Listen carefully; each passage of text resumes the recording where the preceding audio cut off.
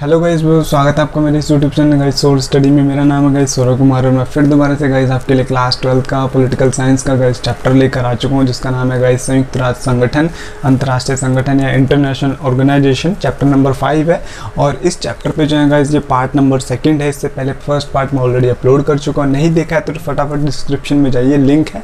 पहले first part देखिएगा, then आप ये सेकंड पार्ट देखिएगा, तभी यहाँ पे आपको समझ में आएगा। बिकॉज ऑलरेडी फर्स्ट पार्ट में जो मैं बता चुका हूँ अंतर्राष्ट्रीय संगठन किसे बोलते हैं, उनकी क्यों नीड पड़ती है, संयुक्त राष्ट्र संघ यूएनओ कैसे बना है, कैसे उसके काम करने वाले अंग हैं। ठीक है, तो अब सेकंड पार्ट में जो है गाइस हम मेनली आपकी बुक के केवल 2 ही टॉपिक्स के बारे में पढ़ेंगे। ध्यान से सुन लो, केवल 2 ही टॉपिक, हेडिंग जो होती है ना वही यहाँ पे जिक्र करेंगे, और जो कि हमारे लिए वेरी वेरी इंपॉर्टेंट है। क्योंकि यहाँ से गाइस 100% मैं आपको बता रहा हूँ, दोनों टॉपिक्स में से एक ना एक क्वेश्चन जरूर आता है और भारत वाला क्वेश्चन बहुत ज़्यादा इंपॉर्टेंट है। तो इस वीडियो को गाइस आप एंड तक देखिएगा, मेरी आपसे रिक्वेस्ट है, ताकि आपके एक भी मार्क्स जो पेपर में ना कटे। तो वो टॉपिक्स 2 कौन से हैं सबसे पहले मैं आपको बता देता हूँ। सबसे पहले आपकी बुक में एक हेडिंग होगी, अगर एनसीईआरटी बुक अभी आपके पास नहीं है तो ओपन कर लीजिए। आपको उसमें देखने को मिलेगा शीत युद्ध के बाद संयुक्त राष्ट्र संघ में सुधार, ये वाली हेडिंग। इसके अंदर क्या बताया गया, कैसे क्वेश्चन आता है, ये देखेंगे। दूसरा गाइस हम देखेंगे इसमें टॉपिक के सुरक्षा परिषद में जो है भारत को स्थायी सदस्य देश क्यों बनना चाहिए, जो कि यहाँ से वेरी वेरी इंपॉर्टेंट क्वेश्चन आता है। ये वाली हम हेडिंग देखेंगे, इसमें से किस तरीके से क्वेश्चन आता है। तो एक एक करके गाइस हम अपना चैप्टर शुरू कर लेते हैं। तो सबसे पहले गाइस हम अपनी हेडिंग देखेंगे, वो ये देखेंगे कि शीत युद्ध के बाद संयुक्त राष्ट्र संघ में सुधार। ठीक है, तो ये क्या है, इसके बारे में क्या बताया गया इसके अंदर, इस टॉपिक में किस तरीके से क्वेश्चन आता है, तो एक एक करके जिक्र कर लेते हैं। तो गाइस इसमें यही बताने का प्रयास किया गया है कि विश्व के देशों का यही मानना है कि जहाँ पर विश्व में क्या है, शीत युद्ध के बाद जो है बड़े बड़े बदलाव आ गए हैं, बड़ी बड़ी चुनौतियाँ विश्व के सामने आ गई हैं। बल्कि जो संयुक्त राष्ट्र संघ है, जबकि उसमें जो है इतने बड़े बड़े चेंजेस नहीं आए हैं, वो पुराने ढंग से जो अभी भी काम कर रहा है। ठीक है, पुरानी रणनीतियों के तहत जो अपना काम करता है, पुराने उसके फंक्शन है काम करने के। ठीक है, तो विश्व के देशों का गाइस यही मानना है, उनकी एक चिंता है, हमसे एक प्रश्न है उनका कि विश्व में शीत युद्ध के बाद इतने बड़े बड़े बदलाव आ गए, इतनी बड़ी बड़ी चुनौतियां विश्व के सामने आकर खड़ी हो चुकी है। और संयुक्त राष्ट्र संगठन जो 1945 से स्थापित हुआ था, अब तक अगर वो पुराने तरीके से, पुराने ढंग से काम करेगा, तो ऐसे में वो कैसे नई नई चुनौतियों से निपट पाएगा। और जो उसका मुख्य उद्देश्य है विश्व में शांति सुरक्षा को कायम करना, विश्व के देशों का विकास करना, तो ऐसे में कहाँ तक वो जो है इस काम को करने में सफल हो पाएगा। तो कहीं ना कहीं विश्व के देशों की गाइस ये चिंता है, हमसे क्वेश्चन भी है। ठीक है, तो उसी का गाइस हम जवाब देने का प्रयास करेंगे कि वो कैसे जो है विश्व में जो है सुधार करके जो है अपने कार्य को अच्छे ढंग से कर सकता है। तो सबसे पहले हम चुनौती देख लेते हैं, जिनके बारे में वो बात कर रहे हैं कि कौन कौन सी चुनौती आ गई, कौन कौन से बदलाव आ गए हैं। तो गाइस यहाँ बुक में भी आपका ऐसे लिखा हुआ और मैं ऐसे लिख के आपको बता रहा हूँ, नए बदलाव कौन कौन से आए विश्व के देशों के नजरिए में। कि शीत युद्ध के बाद जो है सोवियत संघ, आपको पता है उसका विघटन हो गया। यूएसएसआर जो कि 1991 में 15 गणराज्यों को मिलकर बना था, विघटित हो जाता है। और उसके बाद क्या होता है गाइस, एक ध्रुवीय व्यवस्था आने के बाद अमेरिका विश्व में सबसे बड़ी महाशक्ति बन गया। अर्थात अमेरिका जो है आर्थिक रूप से, सांस्कृतिक रूप से, राजनीतिक रूप से, सैनिक रूप से, सभी रूपों से क्या है, अमेरिका सबसे पावरफुल देश है वर्ल्ड में। राइट, और चीन का काफ़ी तेजी से विकास करना गाइस। और आपको पता है चाइना जो है आर्थिक रूप से, सांस्कृतिक रूप से जो है पूरे विश्व भर में अपनी जो है छाप छोड़ता जा रहा है। तो नई चुनौतियाँ क्या है गाइस, तो नई चुनौतियाँ क्या है गाइस, आतंकवाद का प्रसार होना। आतंकवाद जो है गाइस भारत के लिए समस्या नहीं बना हुआ है, बल्कि ये जो है पूरे विश्व के देशों के लिए बहुत बड़ी समस्या बना हुआ है। न केवल इससे अमेरिका, ब्रिटेन, फ्रांस, सभी देश जो है काफ़ी ज़्यादा प्रभावित हैं। ठीक है, प्रदूषण का स्तर केवल भारत में नहीं बढ़ रहा है गाइस, अमेरिका, ब्रिटेन, फ्रांस, यहाँ पर भी बहुत ज़्यादा मात्रा में पॉल्यूशन है। ठीक है, क्योंकि सबसे बड़ा औद्योगिक देश जो है अमेरिका, ब्रिटेन, फ्रांस ही कहलाते हैं गाइस। और महामारी की तो हम बात ही क्या बोले गाइस, महामारी तो आपको पता है कितना तेज़ी से फैल रही है। पहले डेंगू, टाइफाइड, टीबी फैला, और आज के टाइम पे कोविड आपको पता है लोगों को जीने नहीं दे रहा, कितने ज़्यादा लोग जो है इससे मर रहे हैं विश्व में। और गृह युद्ध का मतलब होता है विश्व के जब जनता जो होती है, एक ही देश की जनता आपस में लड़ जाती है, तो उसे गृह युद्ध बोलते हैं। आजकल ये भी काफ़ी ज़्यादा देशों में बढ़ने को देखने को मिल रहे हैं। तो विश्व के देशों की गाइस यही चिंता है, वो यही कह रहे हैं इनके माध्यम से कि विश्व में जहाँ पर इतना तेज़ी से बदलाव आ गए, इतनी बड़ी बड़ी चुनौतियाँ आ गई, आतंकवाद हो गया, महामारी जैसी समस्याएं आ गई, यूएनओ जो विभिन्न क्षेत्रों में काम करता है, अगर वो पुराने ढंग से काम करता रहेगा तो इन नई चुनौतियों से वो कैसे निपट पाएगा। ठीक है, तो उनका मानना यही है कि अगर वो इस तरीके से काम करता रहा पुराने ढंग से, तो कहीं ऐसा भी हो सकता है कि जैसे league of nation second world war को रोकने में असमर्थ रहा, जिस उद्देश्य से उसे बनाया गया था, तो कहीं यूएनओ भी जो है इन काम को, इन चुनौतियों से निपटने में विफल ना हो जाए, असमर्थ ना हो जाए, और कहीं हमें उसे जो है भंग ना करना पड़े। क्योंकि विश्व के देश जो है यूएनओ पर काफ़ी ज़्यादा बिलीव करते हैं, इसी वजह से गाइस उनकी ये चिंता रहती है। अब वो उसमें जो है गाइस कुछ विभिन्न तरीके के सुधार की मांग कर रहे हैं, जहाँ से क्वेश्चन आता है, तो वो हम सुधार अब देख लेते हैं। तो गाइस सबसे पहले अब जो है हम यहाँ पर सुधारों की बात करेंगे कि संयुक्त राष्ट्र संघ में जो है विश्व के देश किस तरीके के सुधारों की मांग कर रहे हैं। ठीक है, यहाँ से क्वेश्चन बहुत इंपॉर्टेंट आता है। पहले क्वेश्चन ध्यान से सुन लीजिए। 2 तरीके से आपसे क्वेश्चन पूछा जाता है। पहला ये पूछा जाता है कि बदलते परिवेश में यूएनओ को प्रभावशाली संगठन बनाने के लिए किस तरीके के सुधार किए जाने चाहिए, पहले ये क्वेश्चन आता है। दूसरा गाइस अथवा में ये पूछ सकता है कि यूएनओ को अधिक बदलते परिवेश में यूएनओ को अधिक प्रासंगिक बनाने के लिए 2005 की रिपोर्ट में कौन कौन से प्रस्ताव सुझाए गए, उनका वर्णन करें। इस तरीके से क्वेश्चन आता है। दोनों ही क्वेश्चन का गाइस एक ही आंसर है। अगर आप प्रीवियस ईयर के पेपर उठा के देखेंगे तो ये आपको सपोर्ट मटेरियल में हर जगह ये क्वेश्चन दिखेगा। ठीक है, तो यहाँ से किस तरीके से क्वेश्चन आता है मैंने बता दिया। अब उसको लिखना किस तरीके से, कौन कौन से पॉइंट होंगे इसके अंदर, तो वो यहाँ पे गाइस मैंने लिखे हुए हैं। उनकी व्याख्या करके मैं आपको बताऊंगा, हेडिंग्स हैं। ठीक है, और ये 5 पॉइंट आगे भी बताऊंगा, तो ध्यान से सुनिए। सबसे पहला गाइस विश्व के देशों की मांग है कि यूएनओ संगठन में सुधार, यूएनओ संगठन की बनावट में सुधार। विश्व के देशों का गाइस यही मानना है कि यूएनओ का जो संगठन है ना, जो बना हुआ 5 अंगों और कुछ प्रमुख एजेंसीज को मिलाकर, उसे जो है कुछ इसके संगठन उसकी प्रमुख एजेंसीज में जो है छेड़छाड़ करनी चाहिए। अर्थात कुछ प्रमुख एजेंसीज को और जोड़ना चाहिए, कुछ को घटाना चाहिए, कुछ अंग को इसके और घटाना चाहिए, कुछ को बढ़ाना चाहिए। इस तरीके से विश्व के देशों की मांग है ये, तभी जो है विश्व में एक प्रभावशाली ढंग से जो है वो कार्य कर सकता है। दूसरा है स्थायी और अस्थायी सदस्यता प्रावधान को समाप्त करना। ठीक है, स्थायी और अस्थायी सदस्य प्रावधान को समाप्त करना, सदस्यता लिख सकते हैं गाइस यहाँ पर। ठीक है, स्थायी और अस्थायी सदस्यता प्रावधान को समाप्त करना। आपको पता है गाइस संयुक्त राष्ट्र संघ का एक संगठन है जिसे हम सुरक्षा परिषद बोलते हैं, जिसमें टोटल कितने मेंबर, अगर आपने फर्स्ट पार्ट देखा होगा तो आपको पता होगा 15 मेंबर होते हैं, राइट।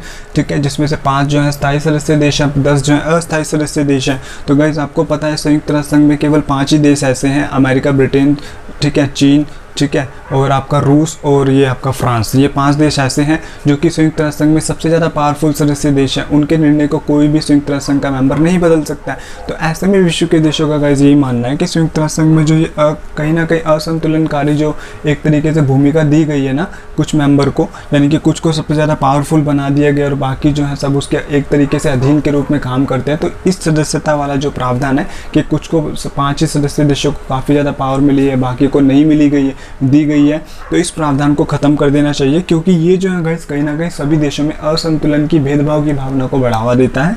ठीक है, तो तीसरा है गाइस आपका कार्यप्रणाली में सुधार। तो विश्व के देशों का गाइस 2 तरीके से वो सुधार की मांग कर रहे हैं यहाँ पर। पहला वो बोलते हैं गाइस कि संयुक्त राष्ट्र को केवल सुरक्षा और शांति पर काम करना चाहिए। विश्व में महामारी हो गई, आतंकवाद हो गई, इन सारे मुद्दों पर उसको ध्यान ही नहीं देना चाहिए।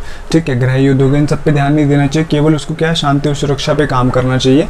जबकि विश्व के कुछ देशों का मानना है गाइस कि उसके जो क्षेत्राधिकार है ना, जो उसके काम करने का जो बताया गया दायरा, जिसमें उसके शिक्षा हो गया, स्वास्थ्य हो गया, मानव अधिकार हो गया, पर्यावरण हो गया, ऐसे जो उसके काम आने वाले जो उसके क्षेत्राधिकार हैं जिन जिन पर वो संयुक्त राष्ट्र संघ काम करता है, तो विश्व के देशों का मानना है कि उनको केवल इसी काम पर फोकस करना चाहिए।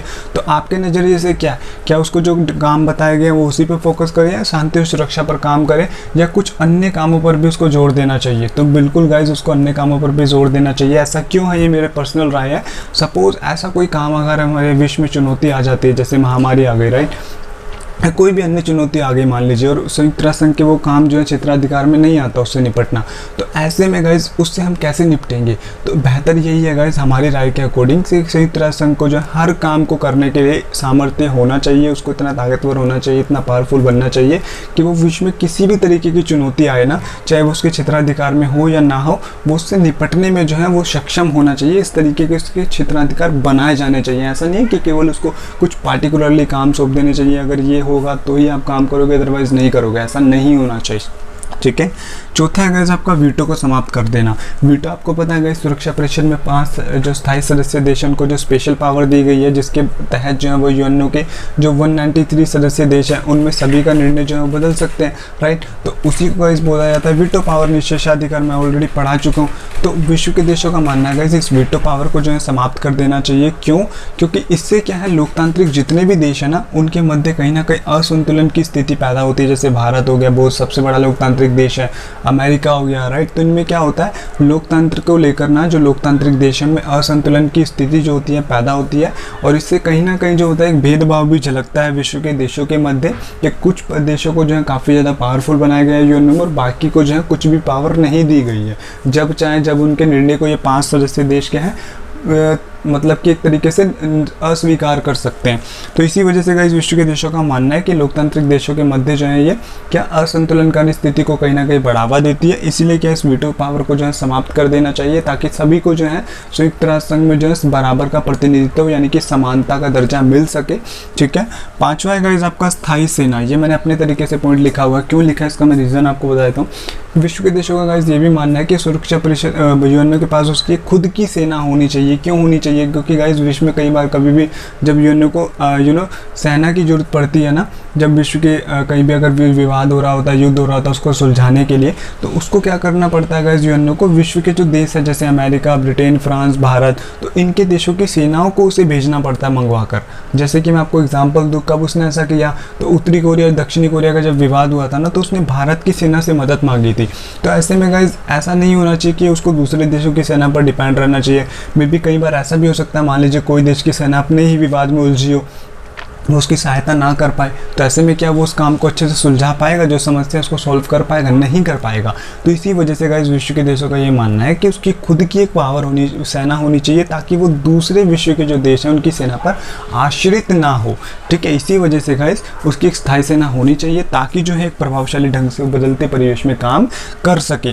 तो यही गाइस मेनली जो है उसमें सुधार की मांग चल रही है यूएनओ में कि ये सुधार किए जाने चाहिए। ठीक है, और ये वीटो को समाप्त क्यों कर देना चाहिए? तो गाइस आपको आपकी बुक में मैं बताता हूँ, एक रिपोर्ट है 1992 की एक रिपोर्ट है गाइस, उसमें साफ तरीके से बताया गया है गाइस कि क्यों वीटो को समाप्त कर देना चाहिए, क्यों सभी को समान प्रतिनिधित्व मिलना चाहिए। आपको मैं ऐसे ही वर्बली बता देता हूँ, आप उसको एक बार पढ़ लीजिएगा। उसमें क्या बताया गया कि 1992 में क्या होता है गाइस, यूएनओ में जो है मुझे उसकी महासभा है ना, उसमें एक रिपोर्ट पेश की जाती है, और उसमें ये बताया जाता है कि यूएनओ के जितने भी अधिकांश फैसले जो है ना, उस पर क्या होता है, पश्चिमी देशों यानी कि अमेरिका और उसके जितने भी पश्चिमी देश हैं ना गाइस, उनका नियंत्रण होता है। कहने का मतलब है कि विश्व के सभी देशों के राय के अकॉर्डिंग यूएनओ काम नहीं करता, बल्कि अमेरिका और उसके जो पड़ोसी देश है ना, उसके राय के या उसके डिसीजन के अकॉर्डिंग यूएनओ कहीं ना कहीं काम करता है, और बाकी देशों को वही निर्णय स्वीकार करना पड़ता है। इसका मतलब ये है। दूसरा गाइस उसमें ये बताया गया कि सुरक्षा परिषद में जो है गाइस सभी को समान प्रतिनिधित्व नहीं मिल पाता है। क्यों? क्योंकि 5 ही देशों को क्या है सबसे ज़्यादा पावरफुल बनाया गया, जबकि 10 सदस्य देश जो है पावरफुल नहीं है, और यूएनओ के जितने भी मेंबर है 193 में सबको जो है समान अधिकार प्राप्त नहीं है। राइट, सभी जो है इतने पावरफुल नहीं है कि वो इन 5 देशों के निर्णय को बदल सके। तो इसी वजह से गाइस उस रिपोर्ट को देखते हुए भी गाइस ये मांगे और ज़्यादा बढ़ने लगी थी कि उसमें जो इस तरीके के सुधार करने चाहिए, वीटो को समाप्त करना चाहिए, समान प्रतिनिधित्व मिलना चाहिए। क्यों? क्योंकि वहाँ पर जो है कहीं ना कहीं यूएनओ में असमानता का जो दर्जा है, वो कहीं ना कहीं भेदभाव का जो झलक है वो हमें कहीं ना कहीं देखने को मिलती है। ठीक है, तो ये रिपोर्ट का जो मेन उद्देश्य है वो आपको यही बताना है कि वहाँ पे आपको पता चल सके कि कैसे जो है यूएनओ में भेदभाव भी दिखता है। ठीक है, तो यह गाइस आपके सुधार हैं, मैंने आपकी व्याख्या करके बता दिया, आपको लिखना है इस तरीके से, उसकी व्याख्या करेंगे आप। और इसके बाद गाइस अब बात कर लेते हैं, क्या यूएनओ में इन सब मांग उठने के बाद कुछ सुधार किए गए? तो बिल्कुल गाइस सुधार किए गए हैं यूएनओ में कुछ थोड़े बहुत, तो वो हम सुधार अब देख लेते हैं। एक बार पढ़ाया था तो गाइस संयुक्त राष्ट्र संघ में कौन कौन से सुधार किए गए हैं एक बार हम वो देख लेते हैं। तो गाइस जैसे कि मैंने आपको सेकंड पॉइंट में पढ़ाया कि स्थायी और अस्थायी सदस्य वाला जो कॉन्सेप्ट है ना सुरक्षा परिषद में, कि 5 देशों को स्थायी सदस्य देश बनाया गया जबकि बाकी को अस्थायी सदस्य देश बनाया गया, तो इस प्रावधान को खत्म कर देना चाहिए। ठीक है, इसी को लेकर जो है मेनली ये मानदंड कुछ बनाए गए थे, और उसमें जो है सुरक्षा परिषद में स्थायी और अस्थायी सदस्य देशों की और ज़्यादा संख्या बढ़ाई जा सके, उसके लिए कुछ मानदंड बनाए गए थे कि कोई देश जो है अगर सुरक्षा परिषद में स्थायी और अस्थायी सदस्य देशों का दर्जा पाना चाहता है तो उनको कुछ इस मानदंडों को फुलफिल करना होगा। जो भी देश इस मानदंडों को फुलफिल करेगा तो वो जो है सुरक्षा परिषद में स्थायी और अस्थायी सदस्य देश बन जाएगा। ये मानदंड किसने बनाए थे? तो 1997 में गाइस कोफी अन्नान जो कि यूएनओ के महासचिव थे, उन्होंने ये मानदंड बनाए थे, और उन्हीं के अकॉर्डिंग ये बताया गया था कि जो भी देश इसको फुलफिल करेगा वो सुरक्षा परिषद में स्थायी और अस्थायी सदस्य देश बनने के काबिल होगा।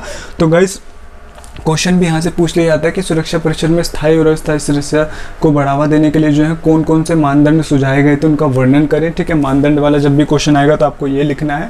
4 नंबर में 2 नंबर में मेनली क्वेश्चन आ जाता है कई बार ये भी। ठीक है, मेरे टाइम पे डेफिनेटली आया हुआ है इसलिए मैं आपको बता रहा हूँ गाइस। ठीक है, तो यहाँ पर उन्होंने कौन कौन से मानदंडों पर जोर दिया कि किस किस चीज़ों को फुलफिल करना चाहिए जिसमें सदस्य देश को इसमें स्थायी और अस्थायी सदस्य देश बनना है। तो सबसे पहले गाइस उन्होंने ये बताया कि सबसे बड़ा आर्थिक शक्ति होना चाहिए। कोई भी देश जिसमें स्थायी और अस्थायी सदस्य देश का दर्जा पाना चाहता है तो उसको सबसे बड़ी आर्थिक शक्ति होना चाहिए विश्व में, और इनकी कोई व्याख्या नहीं करनी है, डायरेक्टली इसी तरीके से लिखना है, ठीक है। और सबसे बड़ा सैनिक शक्ति होना चाहिए, यानी कि उसकी जो सेना होनी चाहिए वो सैनिक रूप से भी विश्व में काफ़ी ज़्यादा पावरफुल देश होना चाहिए, ठीक है। और विशाल जनसंख्या वाला देश होना चाहिए, उसकी जनसंख्या जो काफ़ी ज़्यादा बड़ी हो, जैसे कि चाइना आपको पता है वर्ल्ड में सबसे ज़्यादा जनसंख्या वाला देश है। और सबसे बड़ा लोकतांत्रिक देश होना चाहिए, ठीक है। आपको पता है भारत है सबसे बड़ा लोकतांत्रिक देश, राइट। और लोकतंत्र व मानव अधिकारों का सम्मान करने वाला देश होना चाहिए, वो तो आपको पता है इस भारत ही है सबसे ज़्यादा, क्योंकि यहीं पर जो है लोकतंत्र और मानव अधिकारों को सबसे ज़्यादा चर्चा चलती रहती है, सबसे ज़्यादा लोकतंत्र को बढ़ावा दिया जाता है भारत में, ठीक है। तो भारत की तो इस संदर्भ में बात ही करना एक बहुत ही अलग बात है। और ऐसे देश ने विश्व में शांति एवं सुरक्षा को बनाए रखने में योगदान दिया हो। जो भी सुरक्षा परिषद में स्थायी और अस्थायी सदस्य देशों का दर्जा पाना चाहता है ना, उसने विश्व में शांति और सुरक्षा को बनाए रखने के लिए ऑलरेडी अपना योगदान दिया हो। ऐसा कोई भी अगर देश है जो इन सारे मानदंडों को फुलफिल कर रहा है, वही सुरक्षा परिषद में स्थायी और अस्थायी सदस्य देश बन सकता है। अब क्वेश्चन भी गाइस यहाँ से आता है, वेरी वेरी इंपॉर्टेंट, ध्यान से सुन लीजिए कि सुरक्षा परिषद में भारत को स्थायी सदस्य देश का दर्जा क्यों मिलना चाहिए, भारत को स्थायी सदस्य देश क्यों बनना चाहिए, 4 नंबर में क्वेश्चन आता है। उसके पीछे गाइस आपको तर्क बताने होते हैं क्यों बनना चाहिए, तो यहीं से आपका वो आंसर भी क्रिएट हो जाता है, ठीक है। तो अब इसके बाद और भी सुधार किए गए थे थोड़े, वो भी बता देता हूँ, देन हम उस क्वेश्चन पे चलेंगे। एक आपको गाइस बता दूंगा, आपकी बुक में अगर आप देखेंगे ध्यान से कि 2005 की एक रिपोर्ट बताई गई है। 2005 में क्या होता है, यूएनओ की 60वीं सालगिरह एक तरीके से मनाई जाती है, 60 वर्ष जब पूरे हो जाते हैं तो क्या होता है उसमें सुधार करने के लिए जो है कुछ प्रावधान बनाए जाते हैं। पहला ये बोला जाता है कि शांति संस्थापक आयोग का गठन किया जाएगा, ठीक है। अगर कोई देश जो है अपने नागरिकों को बचाने में असमर्थ है तो दूसरे देश उसकी जाकर मिलकर मदद करेंगे। सपोज भारत अपने नागरिकों को अत्याचार से बचाने में असमर्थ है तो अमेरिका हमारी मदद करेगा, ठीक है। एक लोकतंत्र कोष का गठन करना चाहिए, कुछ इस तरीके के जो है मानव अधिकार आयोग का गठन करना चाहिए जो कि हो चुका है। तो इस तरीके के सुधारों पर भी जोर दिया गया था, ठीक है, ताकि संयुक्त राष्ट्र संघ जो अच्छे ढंग से काम कर सके। तो वो वाले पॉइंट गाइस, और जो मैंने आपको बताया था पहले स्टार्टिंग में कि कौन कौन से सुधार करने चाहिए, वो सारे मिक्स करके आपको लिखने पड़ते हैं अगर 6 नंबर में क्वेश्चन आता है। अगर वैसे क्वेश्चन आएगा ना कि बदलते परिवेश में यूएनओ को अधिक प्रासंगिक बनाने के लिए 2005 की रिपोर्ट में कौन से प्रस्ताव सुझाए गए, तो बहुत बच्चे गलती क्या करते हैं कि रिपोर्ट में तो सिर्फ 2-4 ही बताए गए हैं। शांति संस्थापक आयोग का गठन करना चाहिए, लोकतंत्र कोष का गठन करना चाहिए, न्यायशीलता परिषद को भंग कर देना चाहिए। वो डायरेक्टली आपको 6 नंबर के लिए नहीं लिखने, वहाँ से आपको एक भी नंबर नहीं मिलेगा, गारंटेड है। आपको लिखना किस तरीके से, जो मैंने आपको पॉइंट बताए थे ना, संगठन की बनावट में सुधार, कार्यप्रणाली में सुधार, वीटो को समाप्त कर देना, स्थायी सेना, वो लिखने हैं। और उसके बीच में आपको वो ऐड करने हैं, शांति संस्थापक आयोग का गठन करना चाहिए, मानव अधिकार आयोग का गठन किया जाना चाहिए, वो तब आपको ऐड करने हैं, ठीक है। आपको डायरेक्टली वो नहीं लिखना है क्योंकि 6 नंबर आपको नहीं मिलेंगे, गलती मत कीजिएगा, ठीक है। तो किस तरीके से क्वेश्चन का आंसर लिखना मैंने आपको बता दिया। अब हम अपना क्वेश्चन गाइस पढ़ लेते हैं सेकंड, जो कि वेरी वेरी इंपॉर्टेंट है कि सुरक्षा परिषद में भारत को स्थायी सदस्य देश क्यों बनना चाहिए। तो चलो देख लेते हैं। तो गाइस अब अपना वेरी वेरी इंपॉर्टेंट क्वेश्चन देख लेते हैं, जहां से क्वेश्चन आता है कि सुरक्षा परिषद में भारत को स्थायी सदस्य देश क्यों बनना चाहिए। Directly same to same question आता है और बहुत बहुत इंपॉर्टेंट क्वेश्चन है, आपको मैं 100% बता रहा हूँ गाइस, यहाँ से क्वेश्चन आता ही आता है इस चैप्टर का ये, ठीक है। अब सबसे पहले गाइस मैंने यहाँ पे पॉइंट लिखे हुए, वो आपको लिखना किस तरीके से, 4 नंबर में मेनली ये क्वेश्चन आता है, 6 नंबर में बहुत रेयर आता है ये क्वेश्चन, ठीक है। तो ये मैंने पॉइंट लिखे हुए, इसकी व्याख्या करके आपको मैं बता देता हूँ, एक एक करके ध्यान से सुन लीजिएगा। जो हमने मानदंड देखे थे कि आर्थिक शक्ति होना चाहिए, उसने विश्व में शांति सुरक्षा को बढ़ावा दिया हो, मानव अधिकार, लोकतंत्र को बढ़ावा देने वाला देश होना चाहिए। तो इन सारी चीज़ों पर अगर नजर डाले तो भारत जो इन सारे मानदंडों के अकॉर्डिंग सबसे ज़्यादा फिट बैठता है देश, क्योंकि विशाल जनसंख्या वाला, उभरती हुई आर्थिक शक्ति है, मानव अधिकार और लोकतंत्र की तो बात ही निराली है भारत के संदर्भ में, राइट। तो पहला गाइस यही है कि विशाल जनसंख्या, कि भारत जो है गाइस आपको पता है चीन के बाद जो है दूसरी विश्व में सबसे बड़ी जनसंख्या वाला देश है, राइट। और 2021 की जनगणना के अकॉर्डिंग अगर हम बात करें तो शायद विश्व में जो है सबसे बड़ी जनसंख्या वाला देश भारत ही बन जाएगा। तो इस वजह से उसको सुरक्षा परिषद में स्थायी सदस्य देश बनना चाहिए, पहला पॉइंट। दूसरा गाइस आपका है सबसे बड़ा लोकतांत्रिक देश। भारत आपको पता है गाइस विश्व में जो है सबसे बड़ा लोकतांत्रिक देश है, उसका संविधान भी जो है विश्व में ज़्यादा सबसे बड़ा है।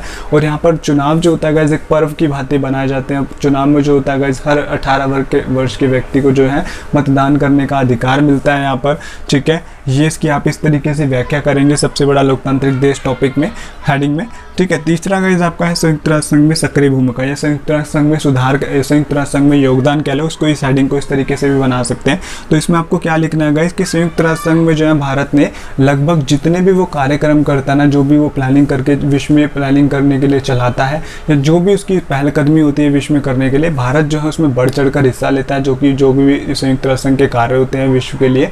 और वो जो गाइस संयुक्त राष्ट्र संघ का जो शांति और सुरक्षा को बनाए रखने का जो मेन मोटिव है ना वर्ल्ड के अंदर, वो उस भारत जो है उसको कायम करने के लिए जो है काफ़ी ज़्यादा योगदान भी देता है। जैसे कि उत्तरी कोरिया और दक्षिणी कोरिया का गाइस विवाद हुआ था, तो भारत ने अपनी सेना को वहाँ पर भेजा था, राइट, ताकि विश्व में शांति और सुरक्षा बनी रह सके। ठीक है, इस तरीके से आप लिख सकते हैं इसके अंदर। ठीक है, चौथा है गाइस उभरती हुई आर्थिक शक्ति। भारत को गाइस जो है सुरक्षा परिषद में स्थायी सदस्य देश इसलिए भी बनना चाहिए क्योंकि वर्तमान में जो है गाइस वो काफ़ी ज़्यादा तेज गति से आर्थिक रूप से अंतर्राष्ट्रीय स्तर पर उभर रहा है और यूएनओ के बजट में भी काफ़ी ज़्यादा भारत का योगदान है, राइट। और इसी वजह से गाइस उसको सुरक्षा परिषद में जो है स्थायी सदस्य देश बनना चाहिए और वो जो है अपना योगदान करने से नियमित रूप से कभी भी चूकता नहीं है। ठीक है, तो ये गाइस इसकी व्याख्या और ये गाइस आपके पॉइंट है, इसी तरीके से आपको लिखना है और ये क्वेश्चन आपका कवर हो जाएगा। आई बिलीव यहाँ से आप एक भी नंबर नहीं कटने देंगे जिस तरीके से मैंने आपको समझाया है। कोई डाउट होता तो वीडियो को एक बार पॉज करके जरूर देख ले, एक बार बुक जरूर पढ़ेगा क्योंकि बुक पढ़ना 12th क्लास में वेरी वेरी इंपॉर्टेंट होता है। तो मिलेंगे गाइस अपने नेक्स्ट पार्ट में, थर्ड पार्ट में, जिसमें चैप्टर कंप्लीट हो जाएगा। कोई डाउट होगा तो पूछ सकते हैं कमेंट सेक्शन में। ज़्यादा से ज़्यादा दोस्तों को शेयर करें। वीडियो कैसी लगी तो प्लीज़ कमेंट करके ज़रूर बताइएगा। कोई सजेशन देना चाहते हैं वो भी आप बता सकते हैं मुझे। तो तब तक के लिए guys thank you for watching my video.